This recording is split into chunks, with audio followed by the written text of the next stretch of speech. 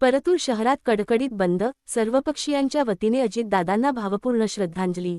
लोकप्रिय नेतृत्व अजितदादा यांच्या निधनामुळे परतूर शहरावर शोककळा पसरली आहे. त्यांच्या स्मृतींना उजाळा देण्यासाठी आणि त्यांना आदरांजली वाहण्यासाठी आज संपूर्ण परतूर शहर कडकडीत बंद ठेवण्यात आले होते.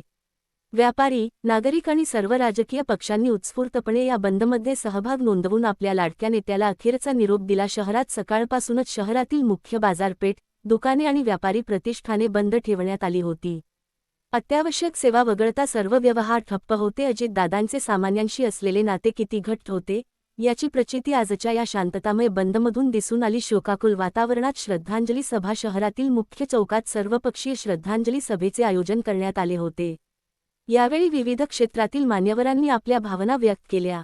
अजितदादांचे कार्य केवळ राजकीय नसून ते सामाजिक बांधिलकी जपणारे होते. सर्व पक्षांतील कार्यकर्त्यांशी त्यांचे जिव्हाळ्याचे संबंध होते. शहराच्या आणि परिसराच्या विकासासाठी त्यांनी दिलेले योगदान कधीही विसरता येणार नाही, अशा शब्दांत मान्यवरांनी त्यांना आदरांजली वाहिली. अजितदादांच्या जाण्याने परतूरच्या सामाजिक आणि राजकीय क्षेत्राची कधीही न भरून निघणारी हानी झाली आहे. त्यांच्या आठवणी आणि त्यांनी दाखवलेला मार्ग भविष्यात सर्वांसाठी प्रेरणादायी ठरेल.